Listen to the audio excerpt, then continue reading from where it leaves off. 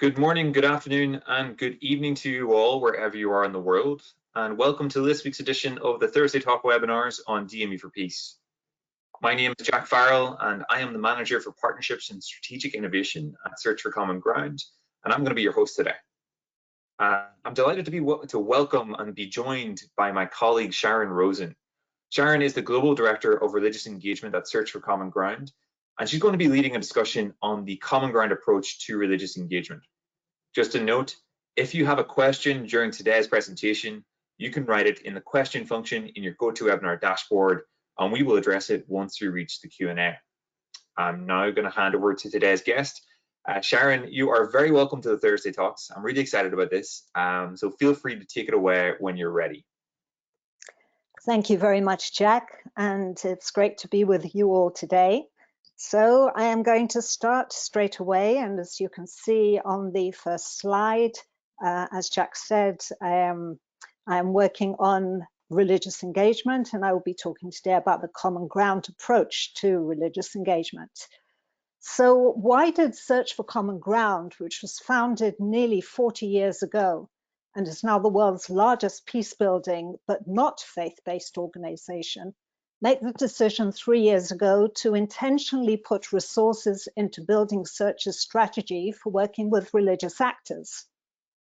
Although I've been working with Search now for 16 years, and in fact my very first project focused on reducing tensions at what can fairly be called the most contentious religious site in the world, in the old city of Jerusalem, it's only recently that we at Search have internalized the significance of the role of religious engagement in peace building.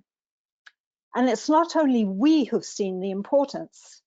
Many governments and policymakers and institutions are recognizing it as well, whether it's in creating new ambassadors for religious freedom or providing resources for research and activities to promote freedom of religion or freedom of religion or belief, or simply involving religious actors in their efforts at peacemaking.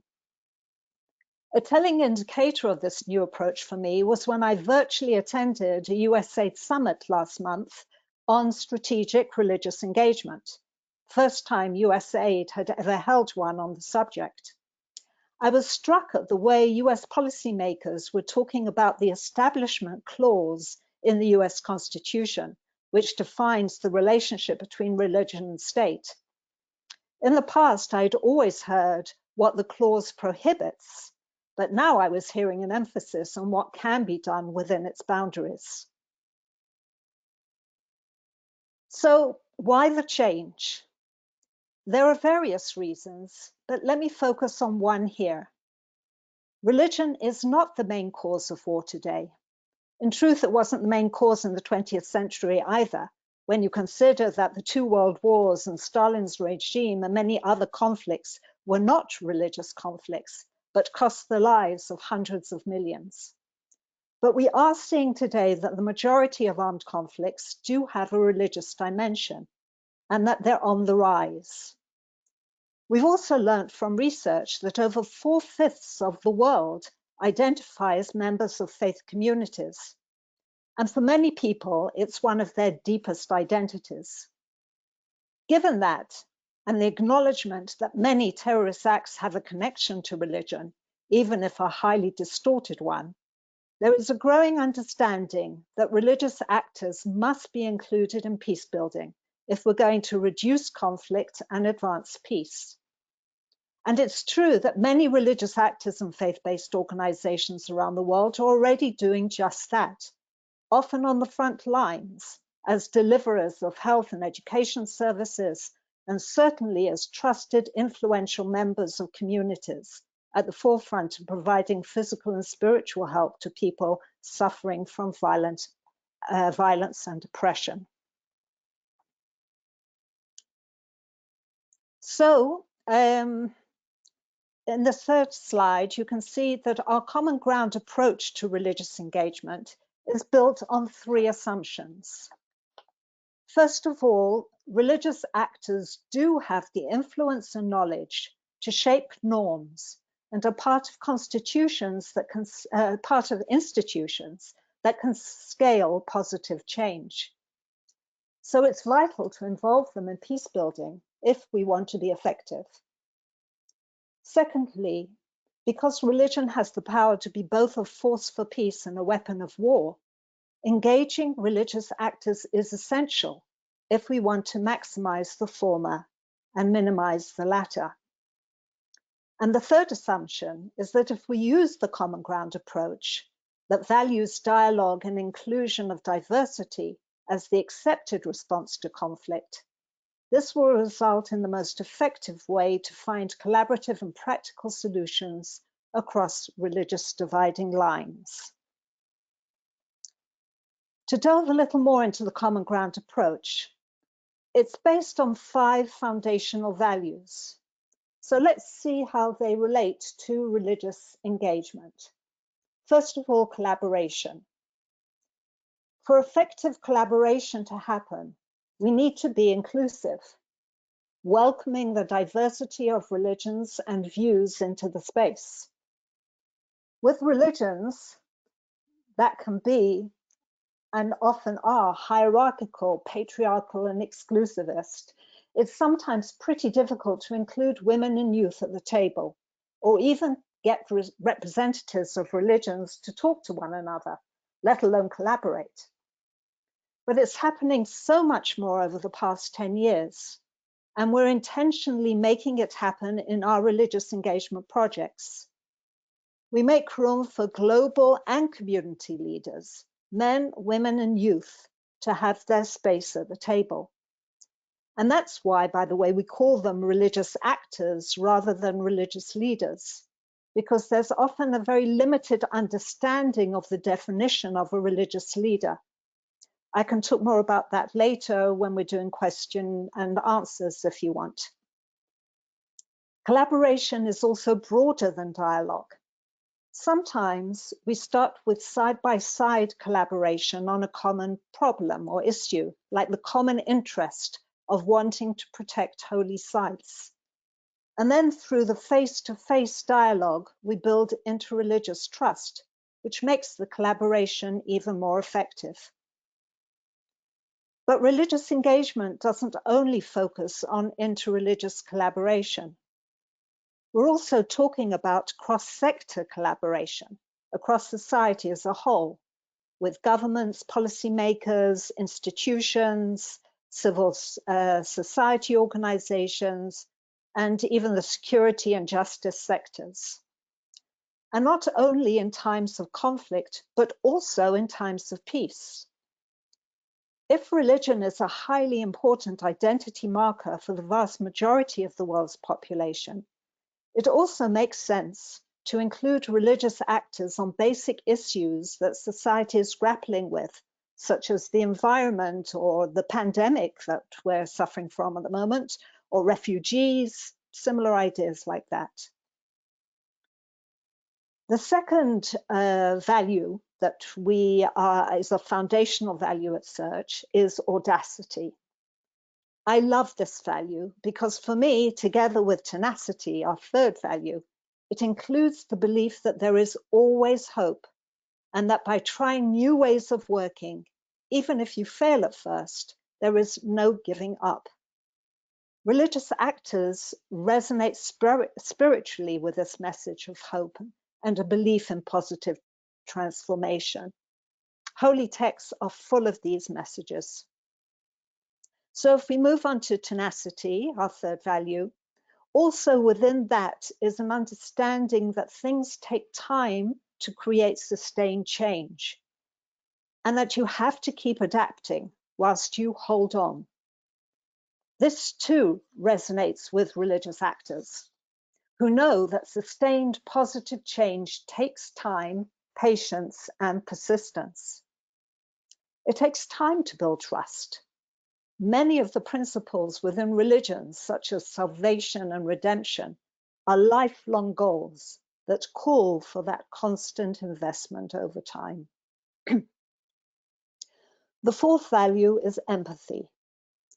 And this calls on us to see the dignity in every human being and be with them even if you don't agree with their views.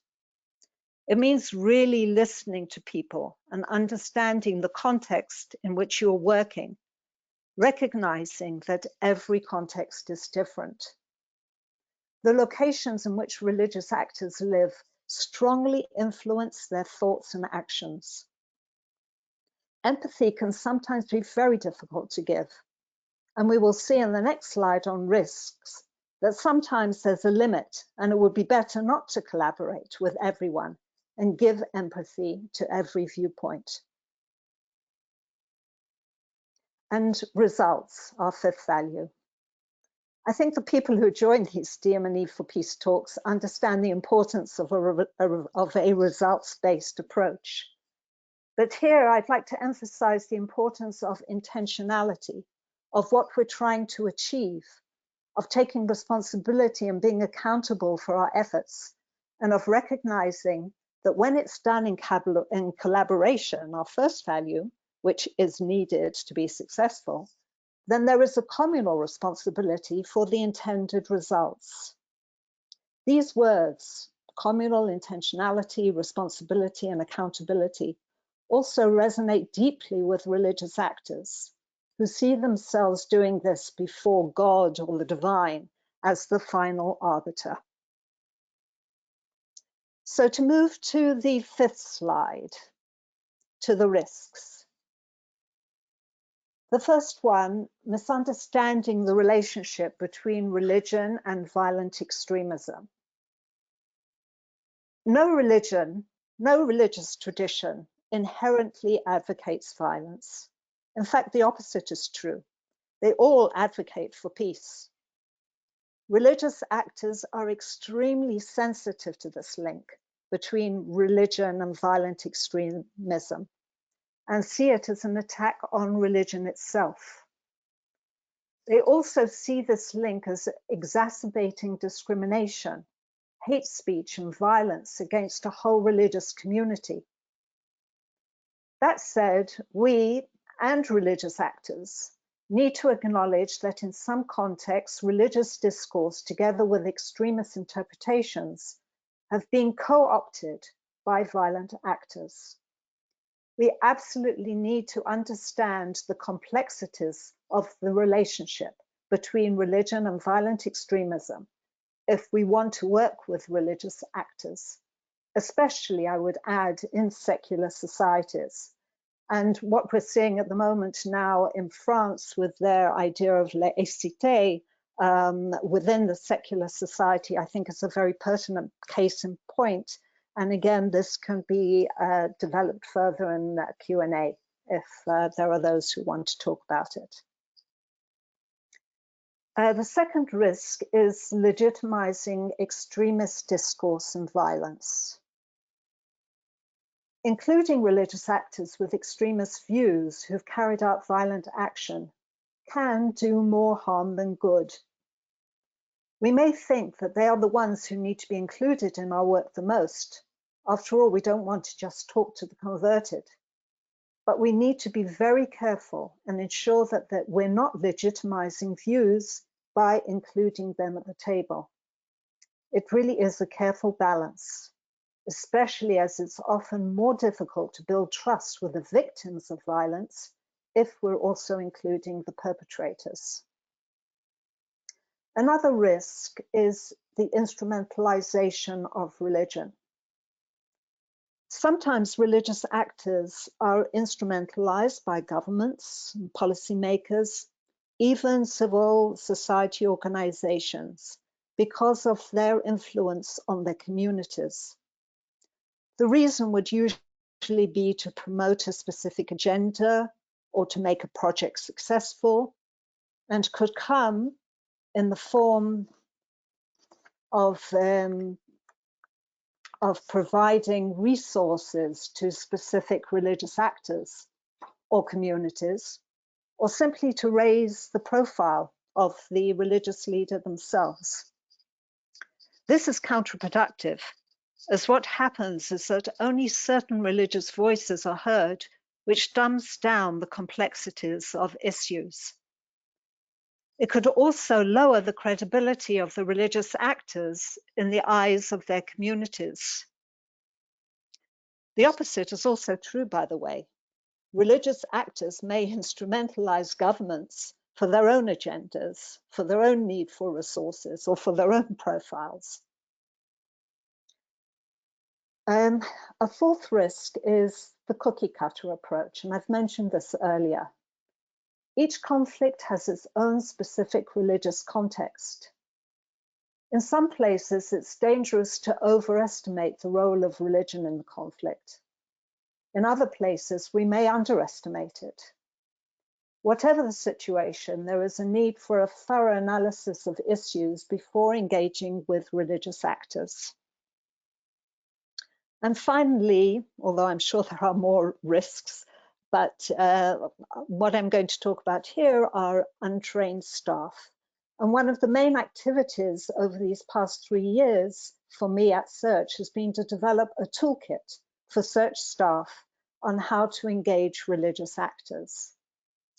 We've heard from practitioners in the field that they'd like to build their understanding and confidence in how to partner with religious communities and organizations effectively. And that leads to my final slide. We've just launched our toolkit that can be found on the religious engagement landing page of Search for Common Ground's website.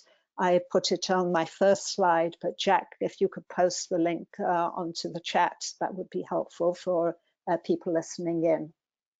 Within that toolkit, there is an overview, a facilitator's guide, a participant workbook, and 2 PowerPoint presentations for a 2-day workshop. The workshop comprises 8 modules, according to the titles you see here on the slide. The first module, Introduction to Religious Engagement, offers basic definitions and an understanding of Search's approach to engaging religious actors, and looks at possible risks inherent in the process. The second module, Religion, a Force for Peace or a Driver of Conflict, explores issues of identity, religion, and violent conflict, and how engaging religious actors can transform conflict. The third module, Engaging Religious Actors in Peace Building, examines the various types of religious actors and provides practical tools to effectively recruit and engage them.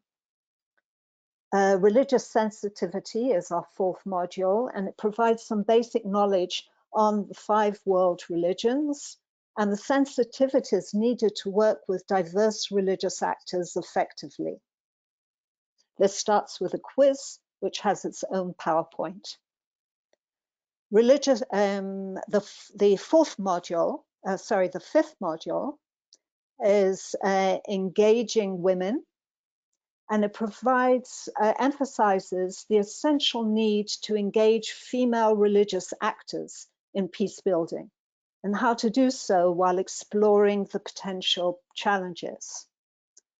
The 6th module, Engaging Youth, examines the role of religious youth in peace building and offers creative ways to include them in projects that also close intergenerational gaps. The 7th module, which is a multi-sectoral approach to religious engagement, focuses on the essential need to use that sort of approach when engaging religious actors in peace building in order to ensure enduring systemic change. And finally, the 8th module on design, monitoring, and evaluation for religious engagement outlines key principles when designing projects that include religious actors and provides best practices for monitoring and evaluation. The modules themselves are full of experiential activities that help you practice and internalize the information, and they also include case studies of Search projects in every module. And I just want to finish with some exciting news that we are partnering with the United States Institute of Peace to develop an online course on the Common Ground approach to religious engagement based on our toolkit that will be launched next year as part of the USIP Online Academy programming and will be available in English, French, and Arabic. So that brings me to the end of my formal presentation. Jack, I'll hand it back to you and we'll be happy to answer any questions. Sharon, thank you so much for a great and detailed presentation. To our audience, I know you're curious about the toolkit and the guide, and that is available in your chat box right now. Another point for our audience is this is your time to shine. We're about to open up for your questions. A couple of notes about our format for those of you who are unfamiliar with the Thursday Talks. You can submit a question in two ways. The first is through the question function on your GoToWebinar dashboard, which will allow you to type the question. The second is to click on the hand icon to raise your hand, which will allow us to unmute your microphone so that you can ask your question live. When you do submit your question, we ask that you submit your name and affiliation so we know who these questions are coming from. Just a note, these talks are recorded and posted on DME for Peace's media gallery. So those who are not able to join us at this time can go back and listen to the presentation and the discussion. Sharon, I'm going to use my moderator's privilege here to get us underway. And one of the points I found most curious about your presentation was on the risks of religious engagement. One of the things I find most intimidating, looking at myself as a secular peace builder, is not fully understanding the nuances of interreligious dynamics. And one of the points that stood out was the legitimization of extremist discourse and violence. I was wondering if you could speak to maybe a practical example of where you've seen kind of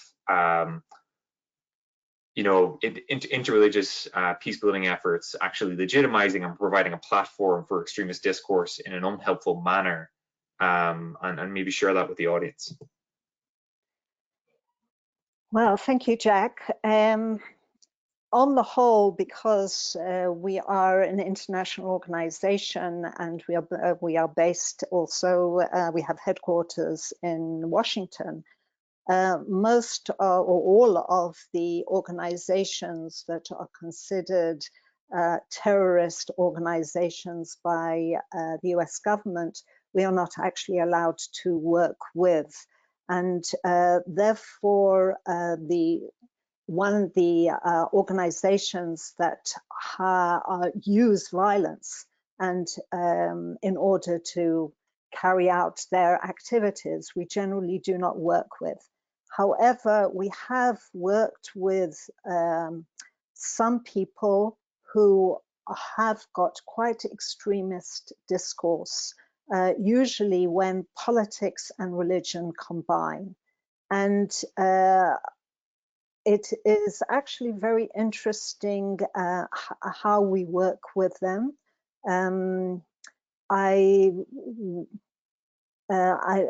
I'd like to give an example of work that we have done with Jewish and Muslim religious leaders here within our Jerusalem office, where the views sometimes that are spoken about really are very, very upsetting to the other side, to such an extent that sometimes we have had to postpone meetings.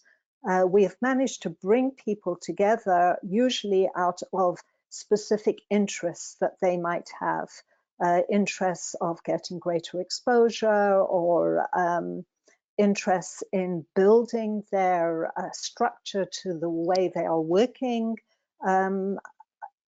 But what we find is that when people meet together, often there is this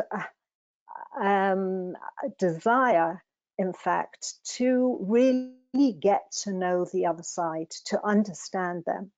And we have to be very careful about how that discourse is actually carried out one with the other. What we normally do is we provide conflict resolution, conflict transformation skills first, even before we bring people together. We often work intra-religiously. We don't bring the people with opposite views together until they have already learned some skills and they have learned how to express themselves in a way that might be able to be heard by the other side. But at the same time, we also find that there are slips, as I said, very often, and we need to do quite a lot of repair work on that. I don't know if that's answered your question. That is a great response, and I think it answers quite a few questions about how sort of this approach has actually informed sort of actual project work. Our next question, Sharon, comes from Sophie Janusz, and Sophie is a member, a coordinator of the German Forum Media and Development, and a staff member at the Catholic Media Council. And Sophie is wondering if you could just sort of remind us or provide a bit more information on what the cookie cutter approach is. The cookie cutter approach means that we generalize, that we think that what might work in one place will definitely work in the other, that you have one model and that model can be applied in different conflicts and in different countries with different religions. And we have seen over and over again that this does not work, that each conflict has its own nuances, has its own traumas, one could say, has its own reasons for taking place, and that there is therefore an absolute need to do a thorough analysis of the conflict in the context that it takes place, and work with people on the ground in order to understand better how one can work with religious actors in order to promote peace or to advance peace.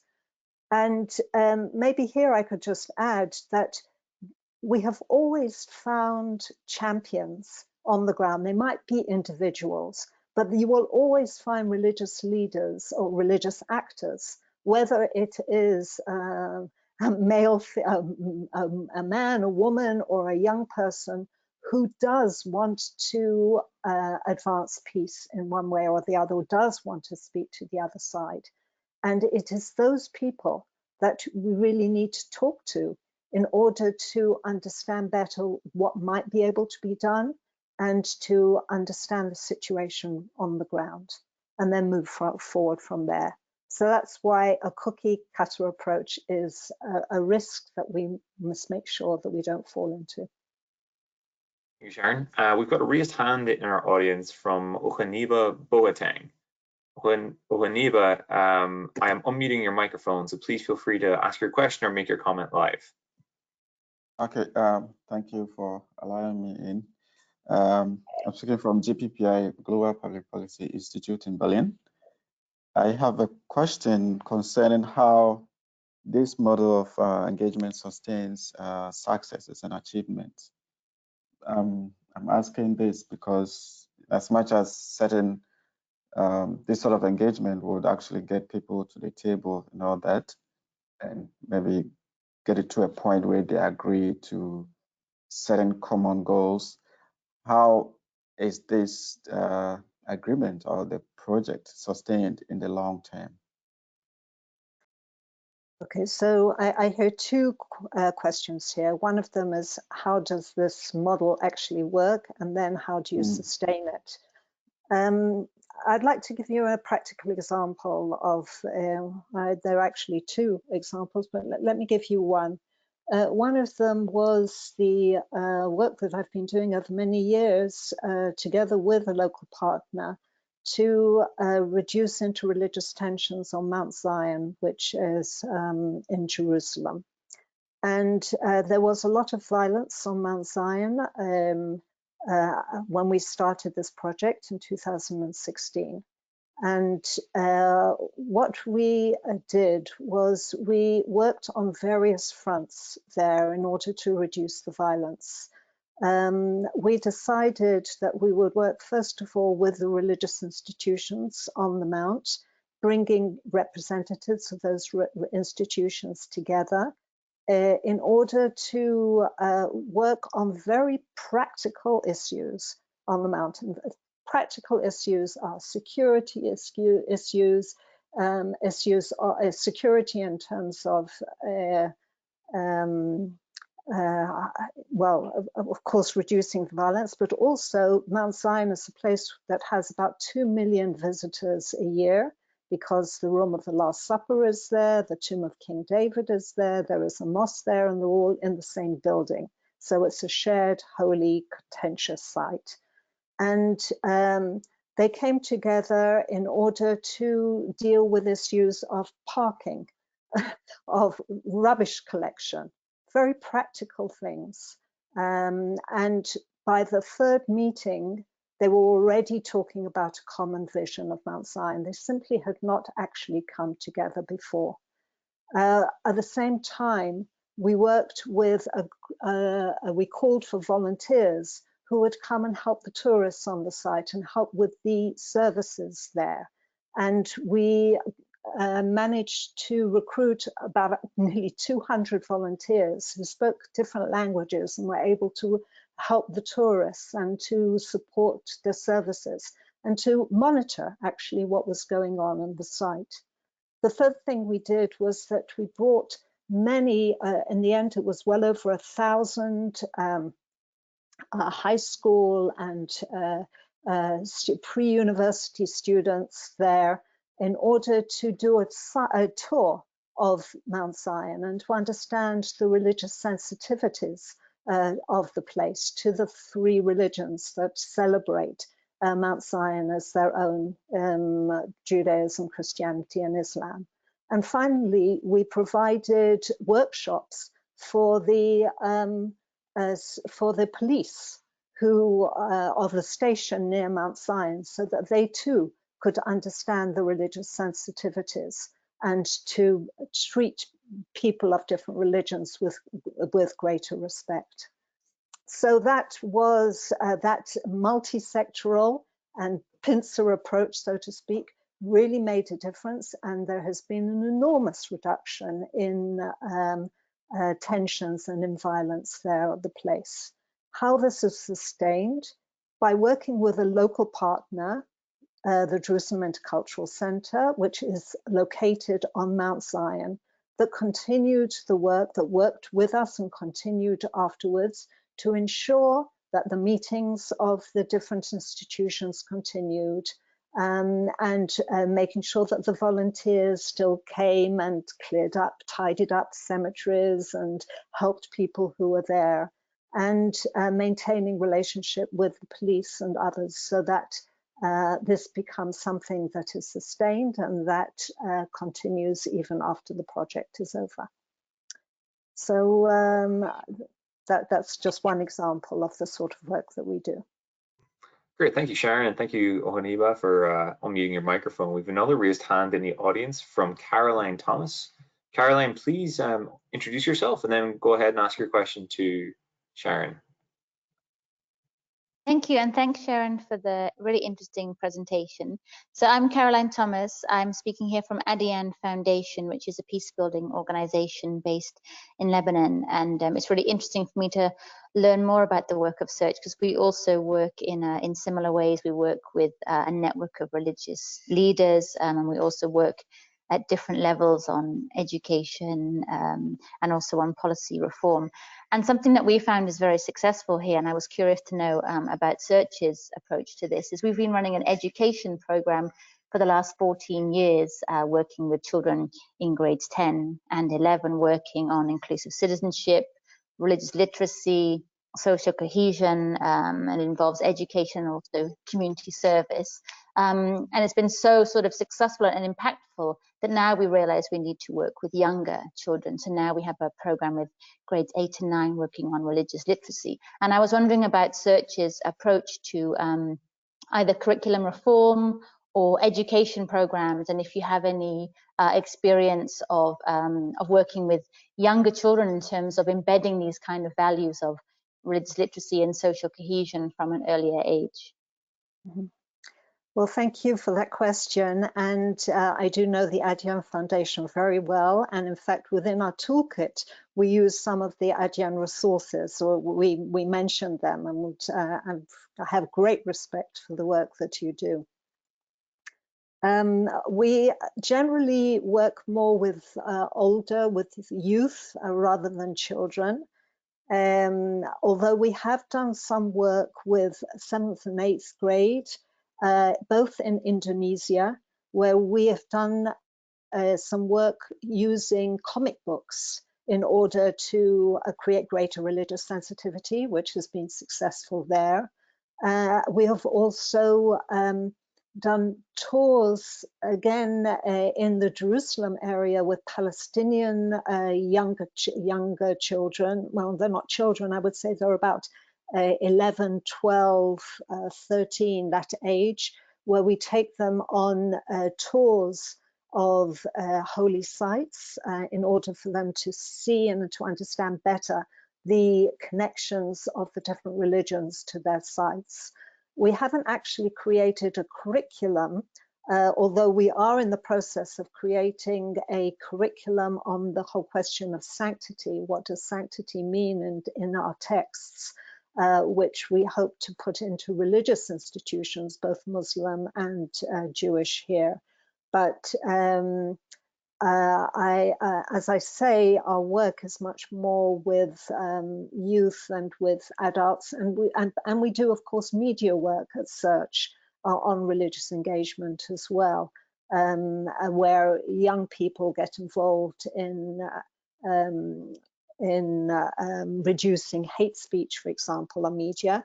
And another piece of work we're doing, actually we have done it in Lebanon and also in Jordan, is to bring young people together to preserve cultural and religious heritage. And there they have been learning about the common heritage of the people, both in Lebanon and in Jordan, as a unifying effect, and learning about how to guide others in those places of cultural heritage. So I guess what I'm saying is that we tend to do more experiential education as opposed to actual curriculum teaching. Great, thank you, Sharon, and thank you, Caroline, for sharing that with the audience. Our next question comes from a friend of the pod. It's Andreas Hippel from the Better Way Foundation, formerly of GTHR.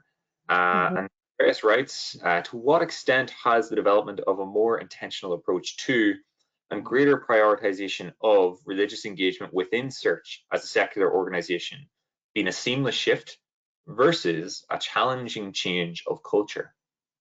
Oh, that's an interesting question. I think it has been quite a seamless shift, I would say, mainly because there has been a demand from the field itself as to how to work with religious engagement. First of all, there is much more funding available for it. And, you know, when there is funding available, then people put their intention to the possibility of using it for advancing peace. And I think that there has always been an interest. As I said at the beginning, you know, I came into Search 16 years ago to work on a religious engagement project.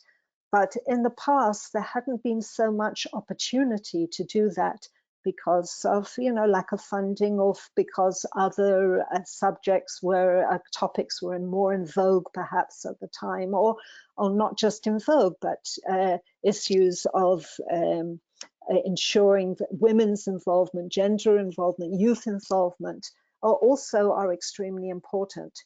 But this issue of religious engagement really is a cross-cutting subject across Search. It works with women, it works with youth, and it is working in our offices, in our field offices, because there is a real need for it.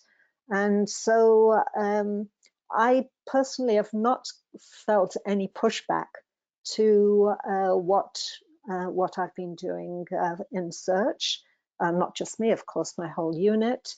And hopefully it will grow as there are more opportunities to work with it. And that is happening exponentially, I would say. So we have a ton of questions, so I just want to make time for one more. I'm going to mold a couple of questions that we've got in together because I think they're quite similar. So Sharon, a number of people have asked, could you explain the difference between a religious actor and a religious leader? And then a question added on to that from Davida Der Swan, who is a master's student in the Netherlands. Davida writes, like, does this imply that you'd prefer to include ordinary religious actors and rather than, you know, leaders? Okay, so let's say religious actors can be religious. No, I'm not going to start that way. I'm going to start another way. I'm going to say that leadership can be brought forward in many different ways. But within religion, we have traditionally seen religious leadership as being those men who have got some sort of qualification by their religion, by their church, or the religious institutions, to practice as practitioners leading communities. And because religions have traditionally been quite patriarchal, those positions have been filled by men. And I mean, I can just talk about my own religion. I am Jewish, and I have, and rabbis who are considered usually religious leaders have, within the Orthodox framework, only been recognized, only men have been able to fill those positions. But these are changing, and we are helping to change these attitudes and change these views. So when we talk about religious actors, we're also talking about men as well, who may be religious leaders or religious practitioners who have places or positions of influence in their communities. We're talking about women who maybe don't have official qualifications, but could be leading religious women's organizations, or running community programs, or are educators within a religious context. We're talking about youth who are also involved in their own organizations and who have places of influence. Youth actually often are even more influential now because of their ability to and the ease of contacting people in this digital age with so many more than religious leaders of the old guard might be able to.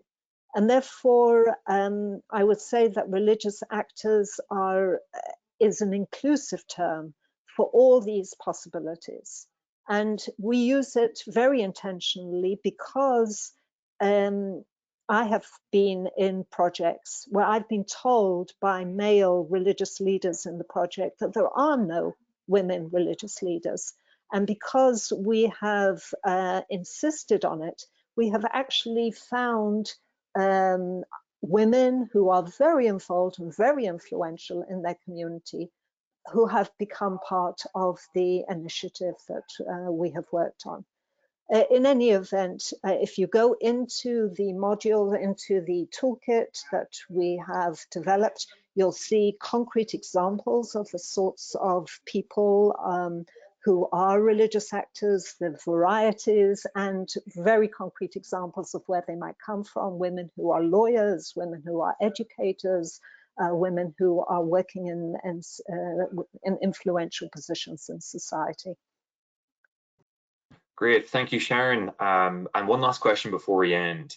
I know that you mentioned the digitization of the modules with USIP next year in French and Arabic, but a couple of people have asked, are there any plans in the future to sort of translate the toolkit and the guide into French or other languages in the not too distant future? I would love to. It's really a question of finding funding to do that. But what we are planning to do is to train trainers. Unfortunately, the pandemic has delayed our efforts in that regard, but we plan to do a training of trainers in January.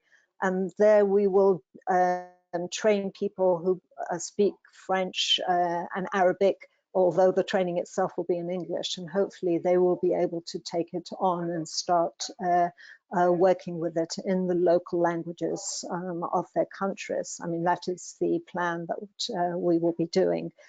But if we get funding for translating our toolkit, we'll be delighted to take that forward. Great. I know that there is actually a big demand for it. There definitely is, and judging by the questions today, there's a huge demand in this topic, Sharon. So I just want to thank you so much for coming on today and sharing with us and providing such thoughtful answers during the Q&A.